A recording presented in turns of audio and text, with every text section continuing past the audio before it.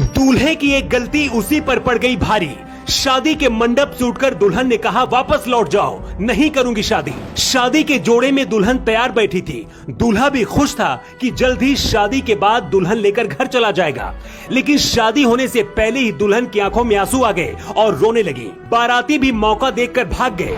इस दूल्हे ने जो किया, किसी भी दुल्हन को अपने होने वाले पति से इसकी उम्मीद नहीं होती है। यहाँ सारे रिश्तेदार इंतजार कर रहे थे, लेकिन तभी पता चलता है कि दूल्हा तो बिना मंगलसूत्र के ही आ गया है। हिंदू शादी में मंगलसूत्र ही शादी का आधार माना जाता है। दुल्हन इसे गर्व से पहनती है अपने पति के नाम का।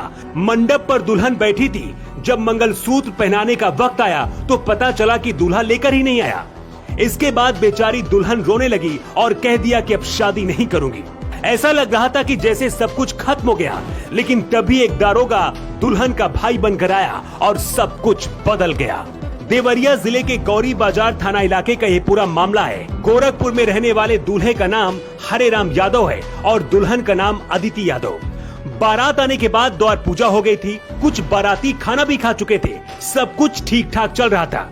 इसी बीच जब 7 फेरे की बात आई तो पता चला कि लड़का पक्ष शादी में चढ़ावे के लिए कोई जेवरात लेकर आया ही नहीं। यहाँ तक कि मंगलसूत्र भी लेकर नहीं आया था। ये बात जब दुल्हन अदिति को पता चली तो मंडप से उठकर चली गई और शादी करने से सीधे तौर पर मना कर दिया। आधी शादी लगभग पूरी हो चुकी थी, लेकिन 7 फेरे लेने से पहले पूरा कांड हो गया। इस पूरे मामले की खबर तभी इलाके के थानेदार विपिन मलिक तक पहुँच जाती है।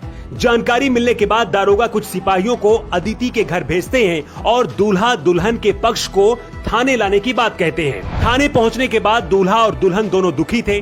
दुल्हन शादी करने के लिए तैयार नहीं थी।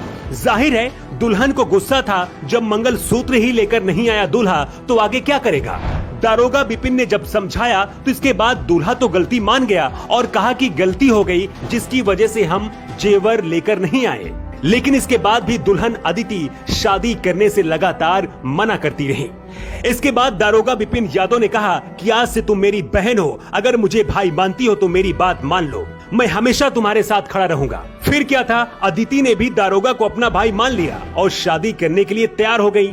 सुबह होते ही पंडित जी को फिर से बुलाया गया। मंगलसूत्र और कुछ गहने भी मंगवाए गए और शादी फिर धूमधाम से कराई गई। दारोगा विपिन मलिक ने भी बहन को तोहफे के तौर पर मोबाइल फोन भी गिफ्ट किया और कहा कि कोई भी परेशानी हो तो फोन करके मुझे जरूर बताना। पुलिस की मौजूदगी में पूरे रस्मों रिवाज से ये शादी कराई गई और इसकी चर्चा अब हर तरफ हो रही है। दारोगा विपिन मलिक की वजह से अदिति की शादी हो पाई है। इस शादी की चर्चा हर कोई कर रहा है, लेकिन इसे लेकर आपका क्या कहना है? आप अपना जवाब